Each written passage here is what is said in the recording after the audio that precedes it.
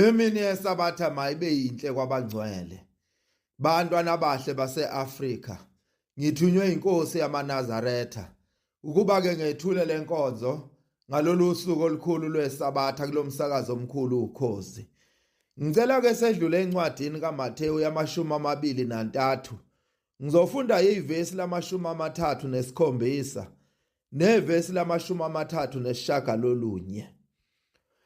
Jerusalema, Jerusalema, wena obulala abaprofeti nokhanda ngamatshe abathunyelwe kuwe.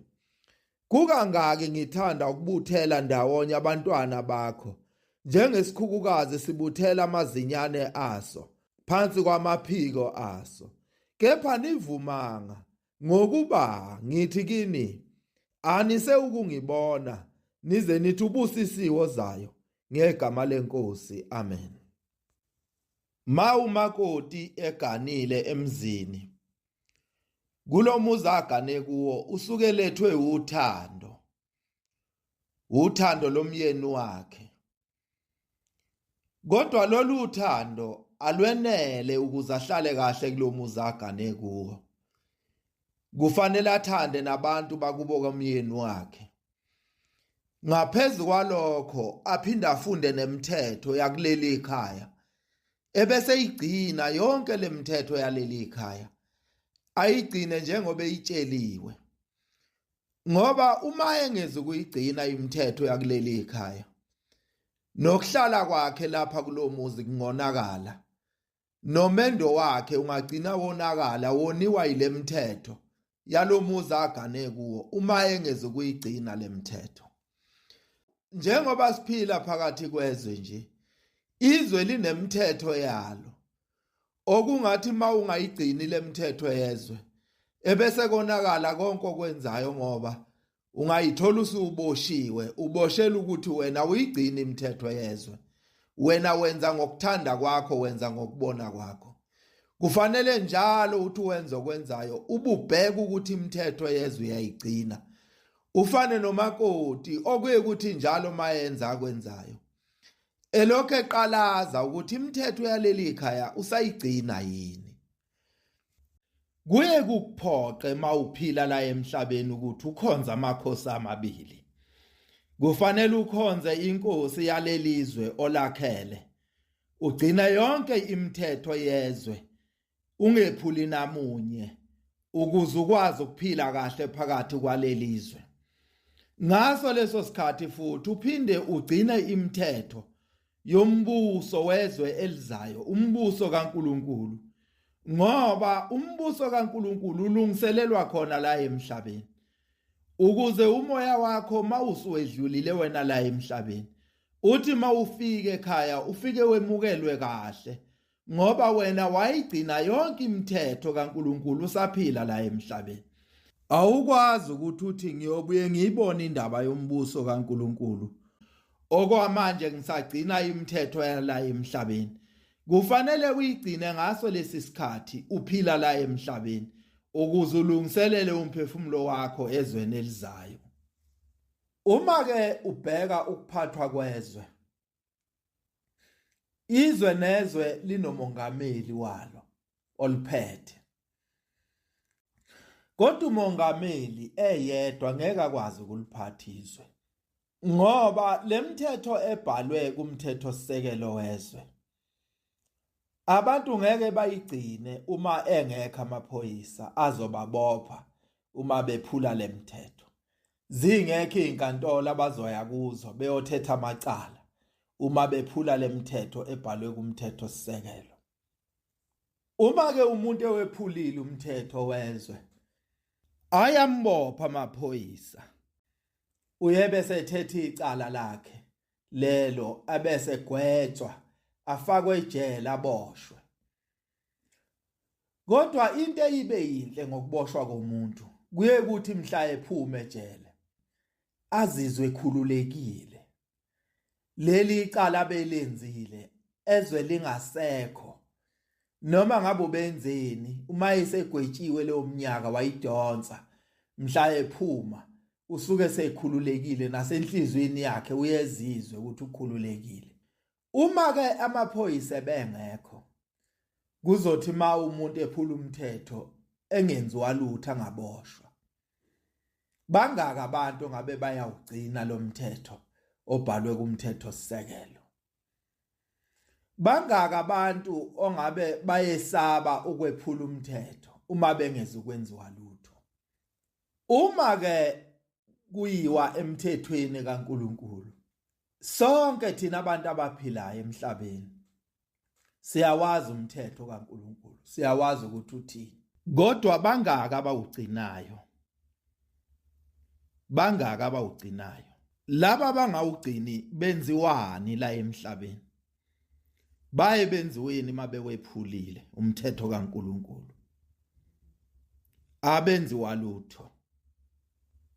Ngiye ngicabangeke ukuthi kungabe kungcono kuba khona amaphoyisa esithi masephule umthetho kaNkuluNkulu asibophe, asise inkantolo ezithetha amacala abantu abephule umthetho kaNkuluNkulu.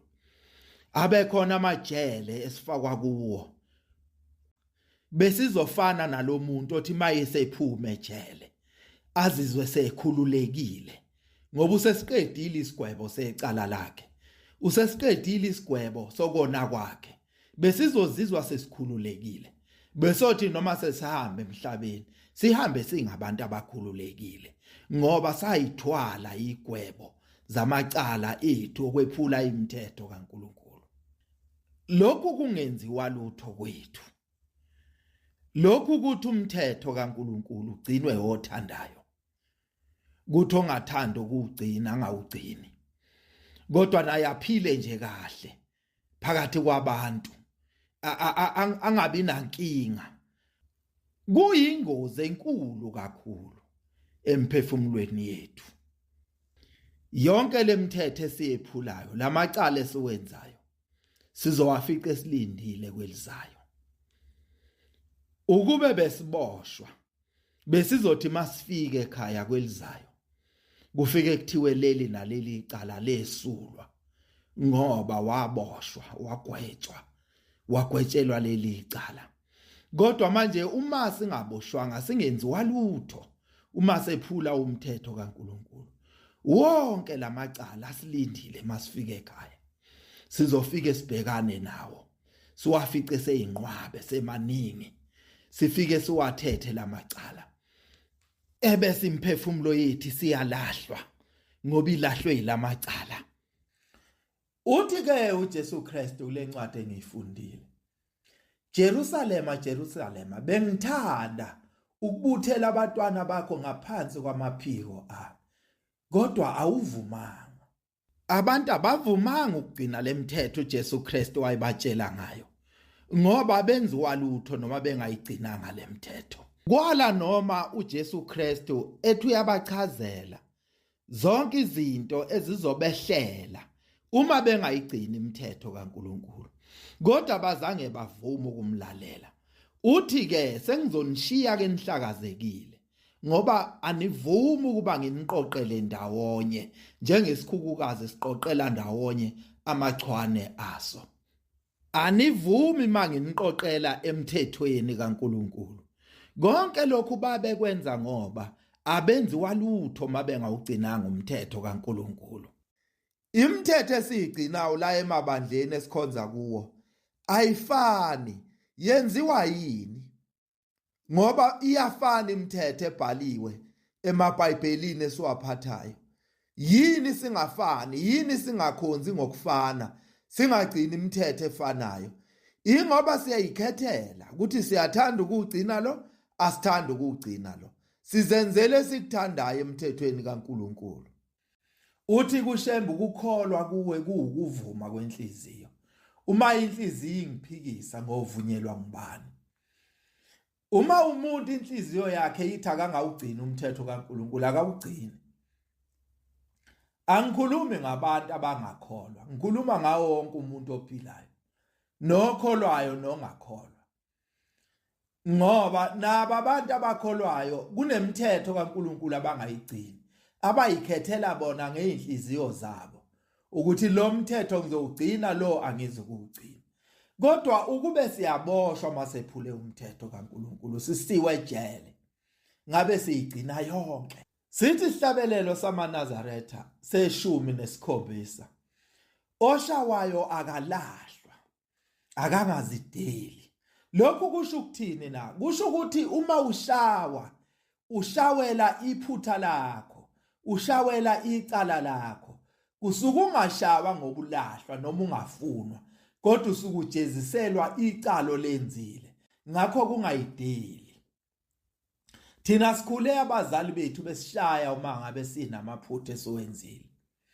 Wawuyuzazele wena ukuthi nginecala, ngakho-ke umama uzongishaya ngoba ngonile. Uma-ke sekushayile umzali wakho ekushayela iphutho lenzile, uyubusukhululeka ngoba usulijezela icala lakho, ebese uzizwa ungasenacala. Ngizoke ngifunde lapha encwadini ka-Exodus isahluko sama-21. Ngizofunda ivesi lama-26. Uma umuntu eshaya iso lesigqila sakhe noma iso lesigqilakazi sakhe alibulale, wosikhulula ngenxa yeso laso. Amen. Le ncwadi ithi uma kunesigqila, kunomuntu oboshiwe oyisigqila sakho, ebese lesi sigqila sakho sesiba nephutha esilenzile, ebese uyasishaya lesi sigqila sakho, ushayela leli phutha esilenzile, bese kuthe kusishayeni kwakho bese silimala iso. Ngaso leso sikhathi uyasikhulula lesi sigqila, sesikhululekile ngoba sesijezile iso laso, selithenge icala esilenzile. Uma-ke besijeza lapha emhlabeni masenze izono, senze amacala, ngabe kungcono kakhulu. Noma ngingashawa kuze kufe iso, uma lokho kulimala kweso lami kuzodala ukuthi mhla sengihambile emhlabeni, umoya wami ufike ukhululeke ngingene ezulwini ngoba ngalijezela icala, akunankinga. Ngoba inyama lena ayiye ezulwini, izophelela la emhlabeni. Iyinto ebolayo, into engazukuya ekhaya. Ngakho-ke ukulimala nokugula kwenyama kuyinto engasho lutho. Uma nje kodwa umphefumulo wami uzokhululeka mhla sengihamba, kufike kuthiwe leli naleli icala lesulwa ngoba wajeziswa emhlabeni, walijezela leli icala, wasithwala lesi sono sakho emhlabeni. Kodwa manje ngoba senziwa lutho, sonke amacala ethu asilindile, alinde mhla sesifika ezulwini, mhla sesedlulile. Bekuzoba ngcono kujeza inyama kunoma kujeze umphefumulo, ebese umphefumulo wakho usujeza ungunaphakade ngoba iwona usuthwele amacala onke lamacala ubuwenze emhlabeni. Kukhona imithetho eyithathwe ngokuthi iyimithetho kaShembe. uShembe akanawo ngisho wodwa umthetho wakhe. Imithetho akhuluma ngayo imithetho kaNkuluNkulu. Ufike nemfundiso yokuthi asigcine imithetho kaNkuluNkulu njengoba ibhaliwe, singasho ukuthi lo ngizogcina lona ngizokugcina, futhi singayifuni izathu ezizodala ukuthi ngingawugcini lo mthetho kaNkuluNkulu. Ngoba mawufika ekhaya uNkulunkulu uyokubuza libe linye ukuthi yimini engathi umthetho wami wowugcina uma unezizathu zokuwugcina, kuthi makunezizathu zokungawugcini ungawugcini. Kwasho mina inlokho ngeke ayilalele lezi zizathu, kodwa uNkulunkulu ubheka into eyodwa ukuthi yena wathini kuwe. Kukhona abantu abaningi okufanele ngabe abasekho emhlabeni, okufanele ngabe sebabulawa ngoba umthetho kaNkuluNkulu uthi mabenze lelo cala kufanele babulawe. Kodwa ngoba umthetho kaNkuluNkulu awugadwe umuntu, awunawo amaphoyisa, abantu baye bekwenze lokhu ebese beqhubeka bephila. Noma ungaphile enyameni, uma wenze lokhu athi uNkulunkulu, uma wenze lelo cala isijeziso sakhona ukuthi ufe noma ungaphile enyameni kodwa usufile emoyeni. Uyothi uma ufika phambi kwaNkulunkulu afika kutshela uNkulunkulu ukuthi kudala wena wafa. Ngizoke ngifunde kuyona lencwadi engike ngayifunda kaExodus yamashumi 21 ivesi le-15 nevesi le-17. Oshaya uyise nonina wobulawa nokubulawa. Othuka uyise nonina wobulawa nokubulawa. Abekho yini abantu esiphila nabo abashaya yoyise bashaya onina babathuke abazali babo? NgokukaNkulunkulu ke ngokomthetho kaNkulunkulu lo muntu safa, akasekho emhlabeni. Umoya wakho usuwafa noma ungaphile enyameni kodwa ufile ngokaNkulunkulu, ngoba uthi uNkulunkulu uma ungahloniphi umzali wakho, uma ushaya umzali wakho, uthuka umzali wakho, ufanele ukufa. Isikwebo sakho leso ukuthi ufe. Uthi ke uShembe lapha emthandazweni weSabatha uthi hlonipha uyihlo nonyoko ukuze izinsuku zakho zande ezweni. Laba bantu ke njengoba bengabulawa ingoba awekho amaphoyisa ababophayo bese beyobulawa ngoba bephule lo mthetho. Azikho inkantolo ezithetha amacala ukuthi wenze isono phambi kaNkulunkulu wephule umthetho obhaliwe kumthetho sisekelo kaNkulunkulu. Bese uye enkantolo bese uyatshelwa ukuthi isigwebo sakhona ukuthi ubulawe bese uyabulawa. Ophule lo mthetho uma esebulewe uzothi uma umoya wakhe ufike ezulwini ufike uthethelelwe ngoba ukujezele la emhlabeni ukwephula umthetho kaNkulunkulu. Sengiyabonga abantwana abahle base-Afrika. Inkosi ibusise nikuzwile. Amen.